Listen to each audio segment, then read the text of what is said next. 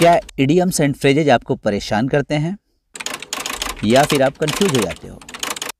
इन्हीं प्रश्नों के जवाब के लिए मैं आज इडियम्स एंड फ्रेजेज जो कि अलग अलग प्रतियोगी परीक्षाओं में पूछे जाते हैं उनका एक संकलन लेकर आपके सामने उपस्थित हूँ।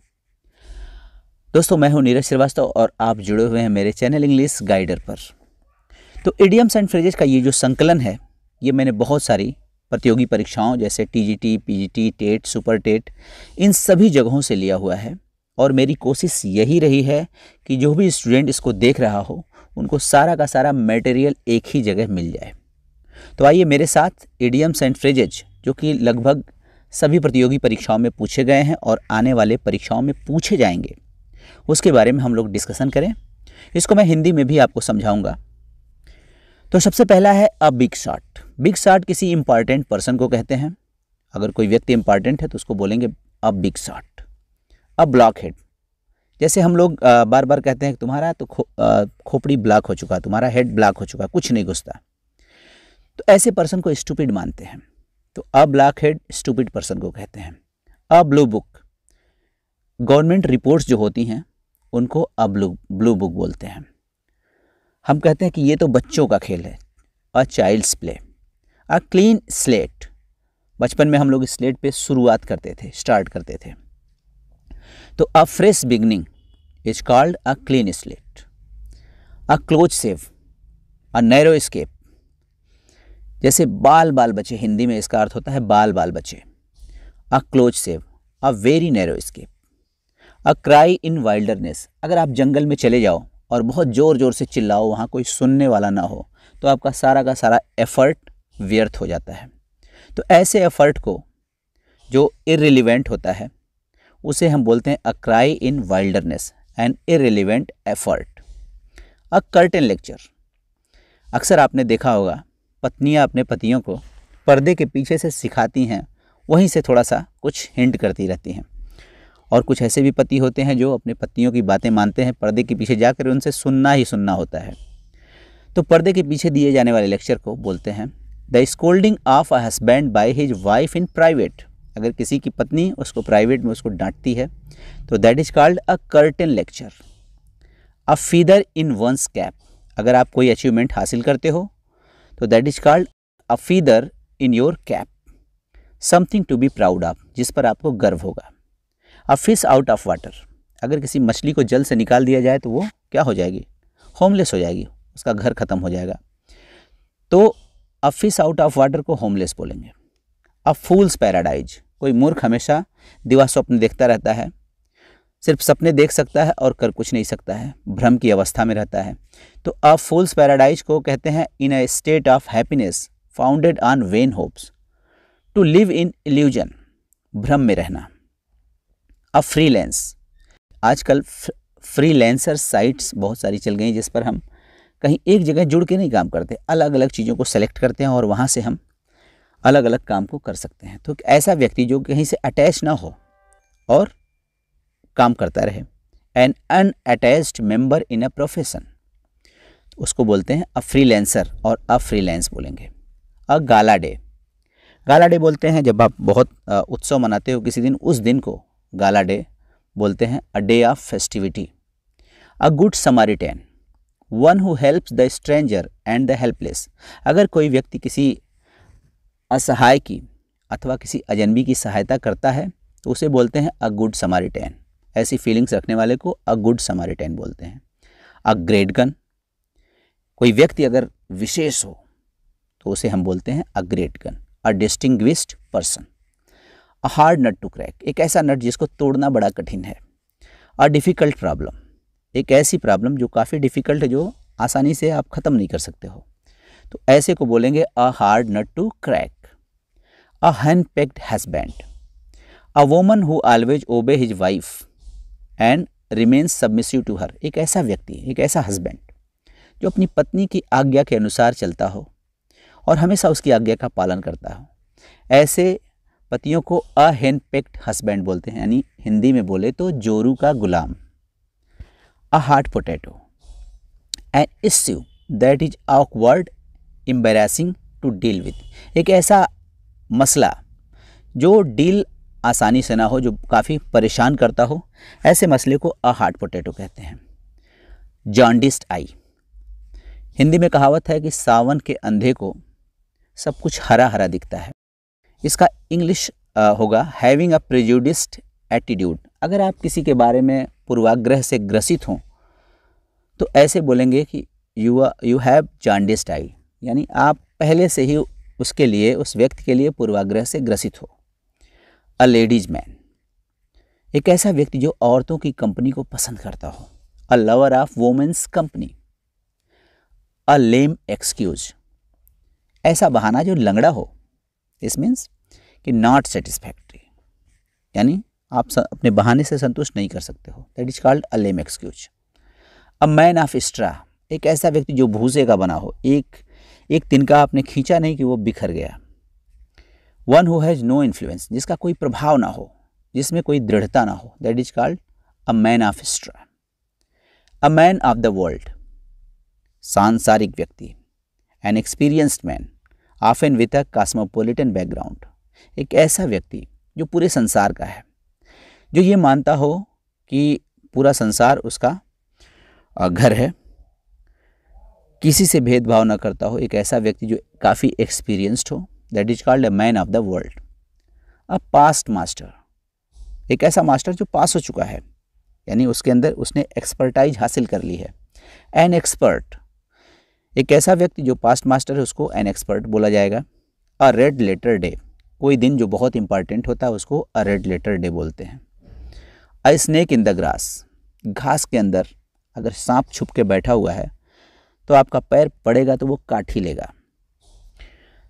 तो एक ऐसा दुश्मन जिसको आप पहचान नहीं पाते हो, वो जब मौका पाएगा तब काट लेगा, यानी आस्तीन का सांप भी कह सकते हो आप उसको।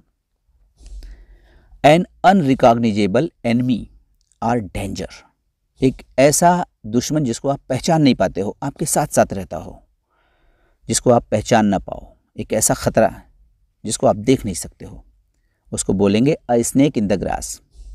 अ storm in the tea cup, tea cup में storm. A lot of excitement and discussion about trivial matter, हम कहते हैं अरे उसके कप में तो तूफान आ गया। बहुत छोटी सी चीज़ है, कप में तूफान तो आना नहीं है, लेकिन छोटी छोटी बातों पर डिस्कस करके उसको बहुत बड़ा बना देना। That is called a storm in the tea cup. A thorn in a flesh, अगर आपके पैरों में कांटा चुभ जाए और वो निकले ना तो हमेशा आपको ट्रबल करता रहेगा, परेशान करता रहेगा। तो a thorn in the flesh का मतलब हो गया अ सोर्स ऑफ ट्रबल, परेशान करने का स्रोत, एक ऐसा स्रोत जो आपको हमेशा परेशान कर रहा हो। अ टर्न कोट, बार बार अपनी कोट आप बदल लेते हो, कभी लाल, कभी हरा, कभी पीला, कभी सफ़ेद, यानी आपकी ओपिनियन एक समान नहीं रहती है। One who changes one's opinion or party, आप दल बदलू हो या बार बार अपने बयान बदलते हो। That is called a turncoat. A white elephant, a burdensome possession, सफ़ेद हाथी पालना बहुत खर्चे का काम है, सिर्फ भगवान इंद्र के पास ही सफ़ेद हाथी था। तो अगर आपकी इनकम बहुत कम है और आपने मर्सिडीज ले ली तो दैट इज आपने एक बहुत बर्डनसम पोजीशन ले लिया है। तो अ वाइट एलिफेंट बोलेंगे, you have a white elephant. A wild goose chase, एक जंगली तीतर के पीछे पीछे भागना और वो हाथ ना आए आपके, वो अटेम्प्ट आपका बोला जाएगा फुलिस, जो प्रॉफिटेबल नहीं है। A foolish and unprofitable adventure. Futile effort, यानी एक ऐसा प्रयास जिसमें आप सफल नहीं हो सकते हो। That is called a wild goose chase. A wolf in the sheep's clothing, इसका मतलब है dangerous person, pretending to be quite harmless, hypocrite, एक ऐसा ढोंगी व्यक्ति जो ये दिखा रहा है कि अरे उससे कोई खतरा नहीं है आपको, लेकिन वो है तो बहुत खतरनाक, वो भेड़ की खाल में भेड़िया है। Adam's ale, ordinary water, Adam ने जो पिया था साधारण सा पानी पिया था, साधारण पानी पीकर हम भी जिंदा रहते हैं। That is called ordinary water. All agog, in a state of excitement, in a state of restless expectation, अगर आप बहुत उत्तेजित हो जाते हो, आप ऐसे स्टेट में चले जाते हो जब आप रेस्टलेस हो जाते हो, बहुत एक्साइटेड हो जाते हो, that is called all agog. All and sundry, everyone without exception, हर कोई बिना भेदभाव के। एट ऑल एट सी, मतलब पजल्ड, आप बहुत परेशान हो, समुद्र के किनारे पहुंच गए हो, आपको समझ में नहीं आ रहा किधर जाएं, कहाँ जाएं, यहाँ जाएं, वहाँ जाएं, that is called you are puzzled. An axe to grind, to act selfishly, आप अगर स्वार्थी ढंग से बर्ताव करते हो तो you have an axe to grind, आपके पास एक कुल्हाड़ी, अपनी कुल्हाड़ी है जिसको आप हमेशा धार देते रहते हो, यानी अपने मतलब की चीज़ें आप सोचते हो, दूसरों के बारे में बिल्कुल फिक्र नहीं है आपको, you are very selfish person. तो you have an axe to grind. An honest P, honestly earned income, एक ऐसा पी जो आप ऑनेस्टली अर्न किया है आपने, ऐसी इनकम जिसको आपने बहुत ईमानदारी के साथ अर्न किया है, honestly earned income. And Ivory tower, a place of state of life that is out of, तो आइवरी टावर अ प्लेस और state that is touch with people and reality, that is without touch with people and reality, एक ऐसी state जो वास्तविकता से परे हो, that is called Ivory tower. And आईली टंग, अगर किसी की जिह्वा में बहुत तेल लगा हुआ हो, तेल लगाना हिंदी में समझते हो आप, तेल लगाने का मतलब चापलूसी करना। आप फ्लैटरिंग टंग, आप अपनी जुबान से इतनी बड़ाई बतियाओ, इतनी चापलूसी करो, एकदम से तेल टपकता हो आपकी जुबान से, that is called an oily tongue.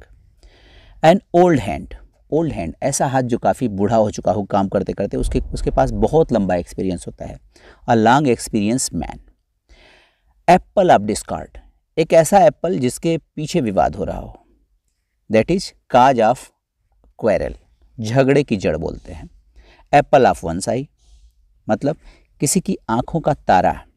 N object of love, ask for trouble, to invite trouble, जब आप ट्रबल को इनवाइट करते हो, आ बैल मुझे मार, that is called ask for trouble. At a stone's throw, इतनी दूरी पर है जितना आप पत्थर फेंक के बता सकते हो। वेरी नियर, हम कहते हैं ना कि हम उसका घर बहुत कम दूरी पर है। At a stone's throw. At bottom, inwardly, मतलब एकदम से नीचे। At cross road, cross road पे आप पहुंच गए हो और आपको पता नहीं आपको जाना कहाँ है, किधर जाना है, यानी टू बी इन कन्फ्यूजन, आप कन्फ्यूज हो, that is called at cross road. At daggers drawn, आपने भी तलवार निकाल ली और आपके साथ रहने वाले ने भी तलवार निकाली, दोनों तलवार लेकर आमने सामने खड़े। इस स्टेट को क्या बोलते हैं? इन ए स्टेट ऑफ बिटर इनिमिटी, बहुत ज़्यादा दुश्मनी की स्टेट को एट डैगर्स ड्रॉन बोलते हैं। एट लार्ज, एट लार्ज का मतलब फ्री, एकदम से कोई कंट्रोल नहीं। एट वंस फिंगर स्ट्रिप्स, हम लोग बचपन में जब हम लोगों को कुछ पूछा जाता था पहाड़ या गिनती, तो हम लोग उंगलियों पे गिनते थे, 1 2 3 4, यानी आप जो है एक्सपर्ट हो, आपको सब कुछ याद है, आपके फिंगर्स के टिप्स पर है। To be expert in. At one's wits end, और अगर आपकी विट्स पे के एंड पर हो, यानी आपकी बुद्धि चकरा गई हो, आपकी बुद्धि काम नहीं कर रही हो, तो उसको बोलेंगे टू बी कम्प्लीटली कन्फ्यूज्ड, यानी आप पूरी तरह से कन्फ्यूज्ड हो, आपको पता नहीं है कि क्या आगे होने वाला है या कहाँ जाना है, क्या करना है।